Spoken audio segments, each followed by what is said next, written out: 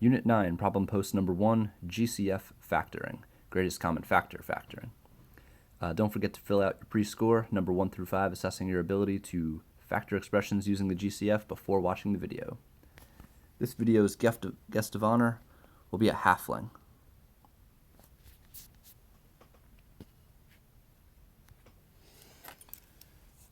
So to factor an expression using the greatest common factor, we need to find the largest quantity that every single term in the expression is divisible by.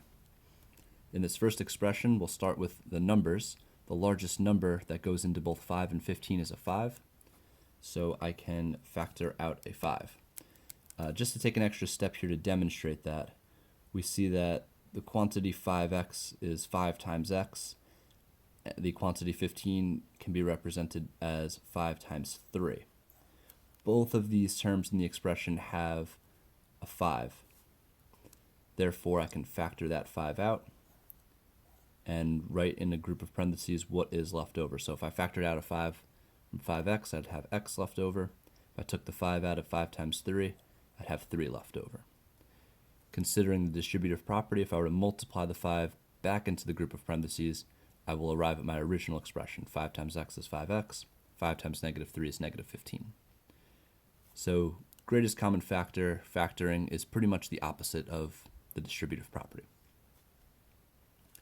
In number 2, we have some variable terms that are in common. Just to represent the x squared expanded, x squared is x times x. So this is 3 times x plus 2x. We notice that they both have at least an x term. Therefore, I can factor that x term out. If I factored out the x out of 3x, I'll be left with 3x. Factor out x out of 3x squared, I'll be left with 3x. And if I factor this x out of 2x, I will have a 2 left over. Of course, distributing back in, x times 3x is 3x squared, x times 2 is 2x, so we have an equivalent expression. Number 3, we want to find the largest amount of variable terms in each term that we can take out, that they have in common. So they both have an x term, so that means I can definitely factor out an x. But the largest amount that they both have is just x to the first power. This term here has no more than x to the first, so x to the first is the most I can take out. The same is true for the y's. Even though this one is y to the third, this first term only has y to the first, so the most amount of y I can take out is just y to the first. When I factor out a part of a variable term, I am subtracting the exponent. So I factored out x to the first, 5 minus 1 is 4, so I'll have x to the fourth left over. I had y to the first, I factored out that y to the first, so I would only have a 1 left over, but I don't need to write that 1 because I have a non-1 quantity here taking its place. I had x, I factored x out. I could put a 1, but since I have the non-1 quantity, I'll have y squared take its place. So y to the third, I factored out a y, subtract the exponents, 3 minus 1 is 2, so I have a y squared.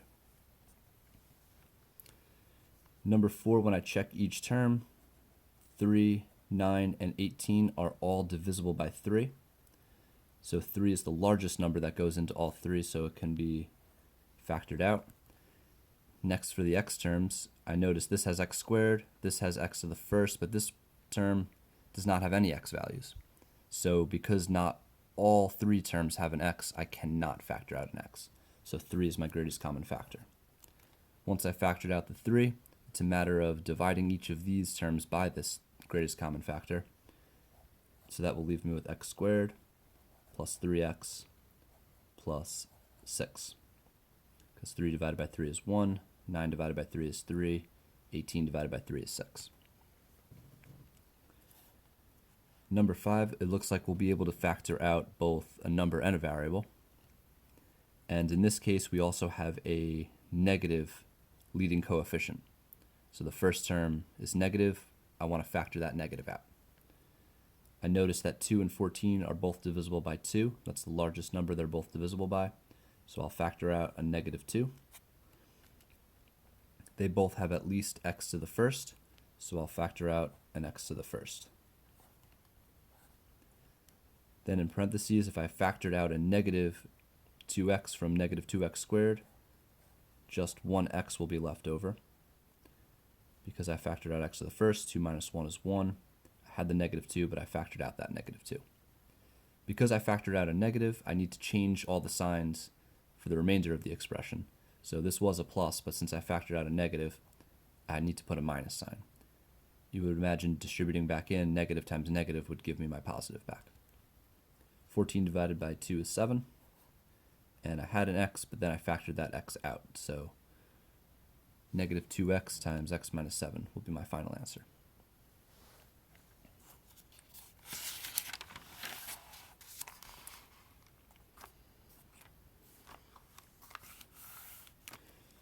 Number 6, again, we'll have a negative leading coefficient, so I want to factor that negative out and then change all the signs once I create my parentheses. My numbers are 6, 3, and 12. The largest number that goes into all three is the number 3. So I'll factor out the negative 3. They all have x terms, so I can factor out an x.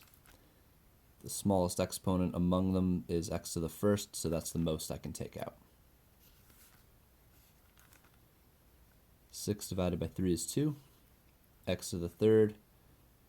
I factored out an x to the first. I'll subtract the exponents. 3 minus 1 is 2, so I'll have x squared. I factored out a negative, so I need to change the sign. 3 divided by 3 is 1. X squared divided by x is just x. Factored out a negative, so this plus sign will change to a negative. 12 divided by 3 is 4. And I had an x, but I factored that x out, so this is my final answer.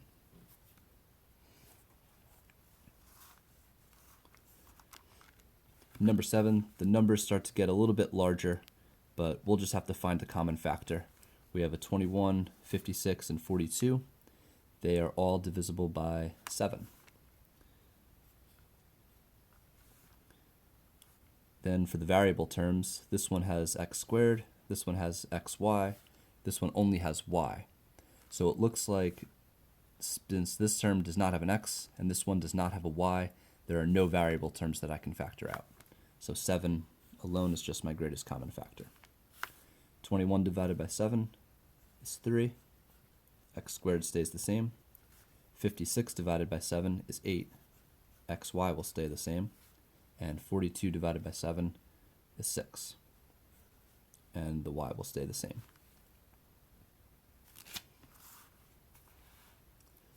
Number 8, numbers 2, 12, and 8.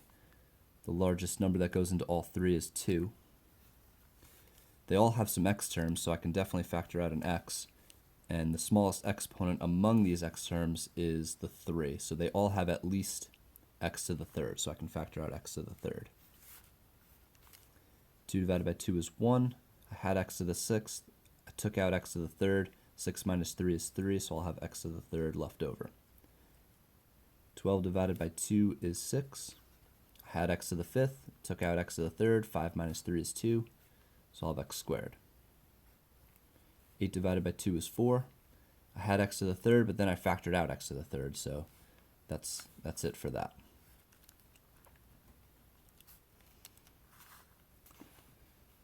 Number 9 looks like it gets a little bit intense. We have 3 variables now instead of 1 or 2, and they're all being raised to lots of exponents. So let's just take it one step at a time. We'll do the numbers first, then the x terms, then the y, then the z's. I notice my leading coefficient is negative, so I want to make sure I factor out a negative. And let's move down a line so we make this nice and clear. So I'll factor out the negative. Checking all the numbers 2, 52, and 18, we notice they are all divisible by 2. So I'll factor out a 2. For the x terms, I have x to the third, x to the fourth, and x to the fourth. So the smallest exponent among all x terms is 3. So I can factor out x to the third. X to the third is the most they all have. For the y terms, I have y to the third, and y to the sixth. So again, y to the third is the most that they all have. So I can take out a y to the third. and for the z terms, z squared.